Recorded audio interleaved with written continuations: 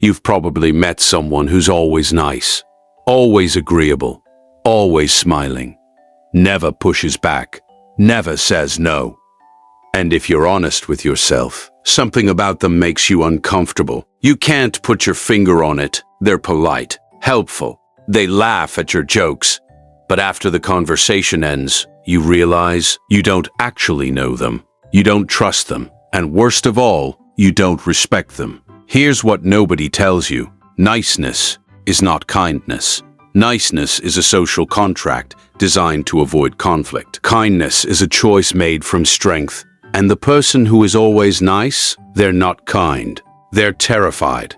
Think about the last time someone agreed with everything you said, nodded along, never challenged you. How did you feel? Validated? No. You felt suspicious, because deep down you know, people who stand for nothing will fall for anything. Here are 7 transparent truths you should stick with. 1.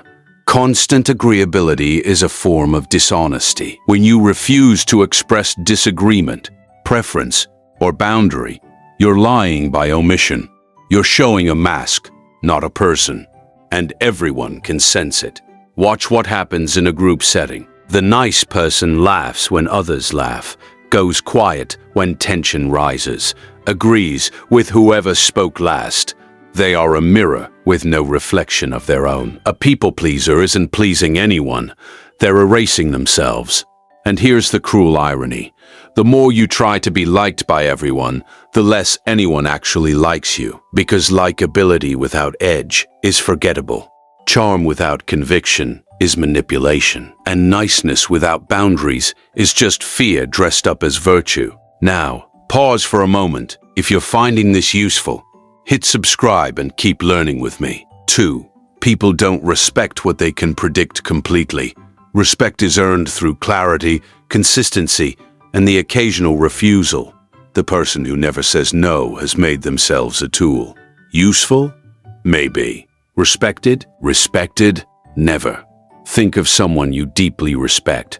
Are they always nice? Or are they fair, direct, and occasionally difficult? Respect doesn't grow from sweetness. It grows from seeing someone hold a standard, even when it's inconvenient. Now let's go darker. The person who's always nice isn't just hiding their opinions. They're hiding their anger, their resentment, their judgments. And all of that, it doesn't disappear. It builds, quietly, until one day it leaks out in passive aggression, gossip, or a sudden disproportionate explosion. 3. Suppressed truth becomes toxic. When you refuse to express disagreement in the moment, you don't avoid conflict. You delay it. And delayed conflict always comes back worse, more bitter, more destructive. You've seen this.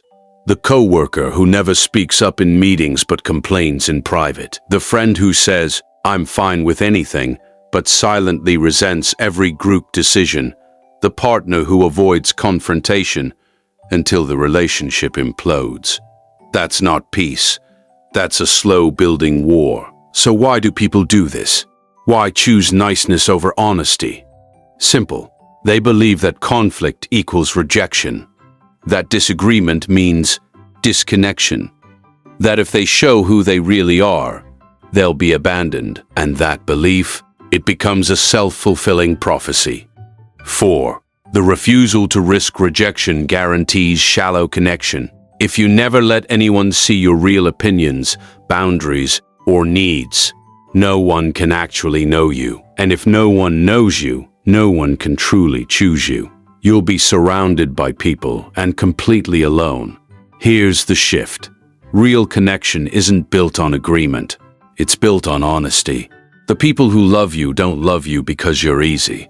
They love you because you're real. And being real means sometimes being inconvenient, disagreeable, or difficult. So if you've been the person who's always nice, here's your permission. Stop. Say what you actually think. Set a boundary. Disagree when it Disagree when it matters. Risk being disliked by some so you can be truly known by others. Because niceness might keep you safe, but it will never set you free. But here's where most people make a critical mistake. They hear everything I just said and think, so, I should just be honest. I should stop being nice and start being real. And that sounds right. Feels empowering.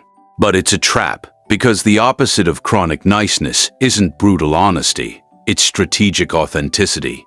There's a difference between expressing yourself and weaponizing your emotions. One builds power, the other destroys it. Picture this. You're at dinner with friends. Someone makes a comment that bothers you. The nice version of you says nothing, smiles, changes the subject. The reactive version snaps back, creates tension, makes everyone uncomfortable. But the strategic version pauses, notes it, chooses whether this moment is worth their energy. That pause is power. Hit subscribe and keep learning with me. 5. Emotional restraint is not suppression. It's selection.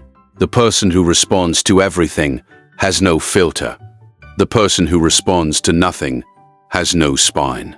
But the person who chooses their battles, they become impossible to manipulate. You might be thinking, but I don't want to be calculating. I want to be authentic. Good. Hold that thought. Because here's the uncomfortable truth most people never face. You're already calculating. Every smile you fake, every opinion you hide, every time you laugh at a joke that isn't funny. That's calculation. You're just bad at it. Think about your last week. How many times did you say I'm fine when you weren't?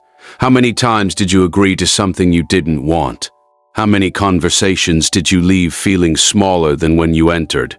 Every single one of those moments was a transaction, and you lost. The difference between you and someone with real influence isn't that they're more honest.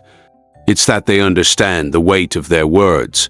They speak less, mean more, and when they do express disagreement, people listen because it's rare. Scarcity creates value, even in conversation. Watch how this plays out in the workplace. The employee who agrees with everything the boss says, invisible, forgettable, but the one who pushes back once, thoughtfully, calmly, with reason. They get remembered, promoted, respected, not because they were difficult, because they were selective. 6. The person who controls their reactions controls the room. When you respond instantly, you give others power over your emotional state. When you pause, observe, and choose, you take it back. This isn't manipulation, it's sovereignty. Now, let me ask you something uncomfortable. Have you been the nice one? The agreeable one? The one who keeps the peace at the cost of being known? If so, I'm not asking you to feel ashamed. I'm asking you to recognize the pattern, because recognition is the first step toward control. Most people who watch a video like this feel a rush of insight. They think, I get it now, I'll change. Then tomorrow comes. The same coworker makes the same passive-aggressive comment. The same friend oversteps the same boundary. And they smile, nod, say nothing. The insight fades. The pattern wins. This is why information alone doesn't change people. Understanding the psychology of niceness means nothing if you still flinch when confrontation approaches. Knowing you should speak up is useless if your body floods with anxiety the moment tension rises. The real transformation isn't intellectual, it's nervous system level. 7. Identity precedes behavior. You don't become confident by acting confident. You become confident by seeing yourself as someone who handles discomfort. The shift starts with one question: who am I becoming by staying silent right now? If the answer makes you uncomfortable, good. That discomfort is a signal. Here's a practical reality. The next time someone crosses a line, don't explode. Don't smile through it. Try this. Name what happened. Calmly, without accusation. That felt dismissive. I don't agree with that. I need to think about it. 3 seconds, 3 sentences. That's all it takes to stop disappearing. What happens next will surprise you. Some people will respect you more. Others will resist. The ones who resist, they were never safe to be real with anyway. You didn't lose a relationship. You revealed its true nature. And that revelation? It's freedom. This isn't about becoming cold, calculated, ruthless. That's just another mask. This is about integration, bringing together the part of you that wants harmony with the part of you that demands respect. You can be warm and have edges, kind and boundaried, soft-spoken and impossible to ignore. The darkest truth, most chronically nice people know exactly what they're doing. They know they're hiding. They know they're shrinking. And on some level, they've convinced themselves it's noble. I'm keeping the peace. I'm being the bigger person. No, you're being the smaller one. And deep down, you feel it. Here's the final trap. Some of you are listening to this and thinking, this doesn't apply to me. I'm nice because I genuinely care. Maybe. But ask yourself this. When was the last time your kindness cost you something? Real kindness has weight. It chooses. It sometimes says no. If your niceness has never created friction, it's not kindness. It's camouflage. So where does this leave you? Standing at the edge of a decision you've avoided your entire life. The decision to be seen. Not the version of you that's palatable. Not the version that everyone approves of. The version that has opinions, preferences, limits. The version that some people won't like.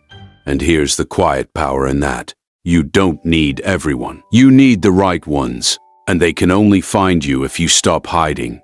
If this hits somewhere deep, if you felt something shift while watching this, that feeling is information. Don't ignore it. That's the part of you that's been waiting for permission to be real. This channel exists for that version of you. Subscribe. Right now, not later. Because the person who says, I'll do it later, is the same person who's been saying, I'll be myself later. And later has cost you enough. Leave a comment below. Just one word. The word that describes who you've been performing for. Your boss, your family, your friends, yourself. Because naming it is the first act of reclaiming it. I'll see you in the next one. Come as yourself. That's the only version of you worth showing up.